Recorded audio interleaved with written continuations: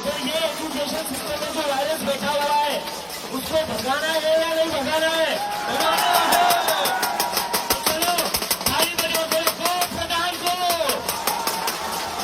गो प्रधान को। गो प्रधान गो।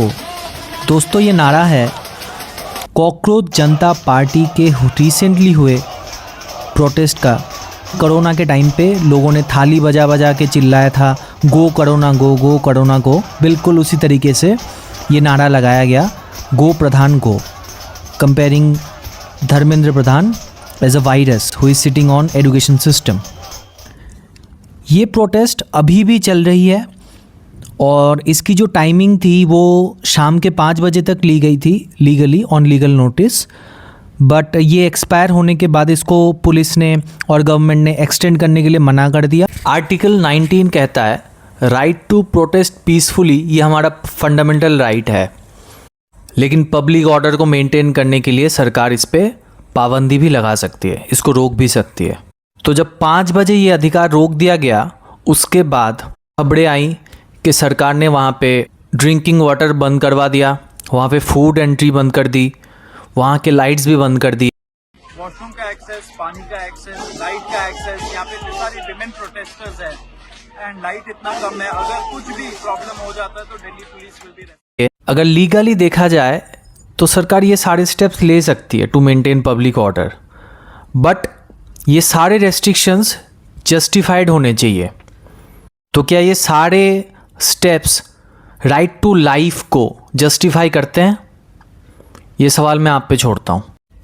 दोस्तों आज वहाँ पे कम से कम हज़ारों की तादाद में लोग इकट्ठा हुए थे।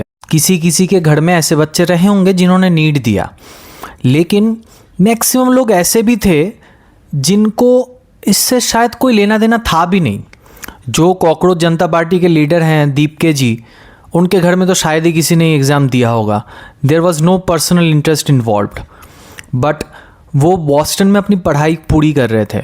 उन्होंने अपनी पढ़ाई छोड़ के देश के एक इतने बड़े मुद्दे पे लड़ाई करना, लोगों को इकट्ठा करना ज़रूरी समझा। वो अपनी पढ़ाई और काम सब कुछ अधूरा छोड़ के देश वापस आए और वो ग्राउंड लेवल पे उतर के लोगों से मिलने लगे, लोगों को इकट्ठा करके एक जगह ले आए ताकि हम इतने बड़े एक मुद्दे पे अपनी आवाज़ उठा सकें। तो please join us at Jantar Mantar at 6 PM। अगर आप लोग ने आएंगे तो ये मूवमेंट पुलिस खत्म कर देगी इस मूवमेंट को।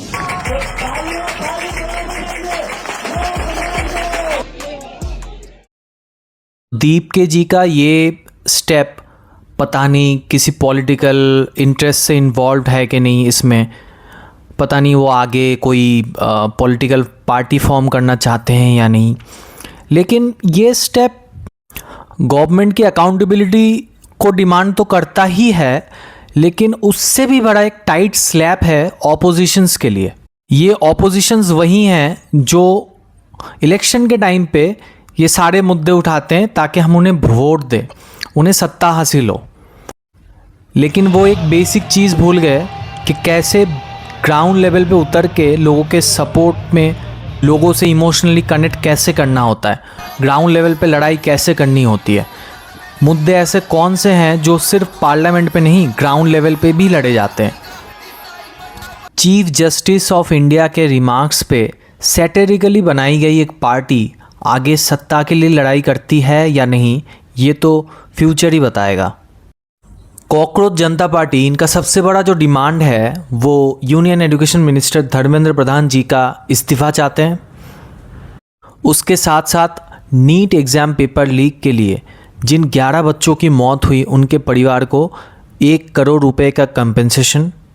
और ये जो हमारा एजुकेशन सिस्टम ये पूरी तरीके से करप्ट हो चुका है, ये फेल कर चुका है, इसको ओवरऑल की ज़रूरत है, ये इसको फिक्स करना चाहते हैं ताकि आगे इस तरह की घटनाएं दोबारा रिपीट ना हो। और इसी के साथ साथ इनके और भी बहुत सारे मुद्दे हैं जिन पे ये लड़ना चाहते हैं।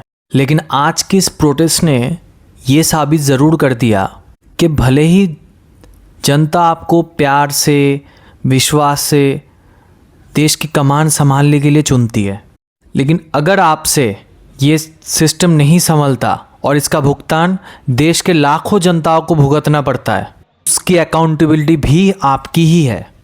Your positions, your powers can not be arbitrary, it can not be absolute. सबसे ऊपर एक ही सत्य है, वो है गणतंत्र, डेमोक्रेसी।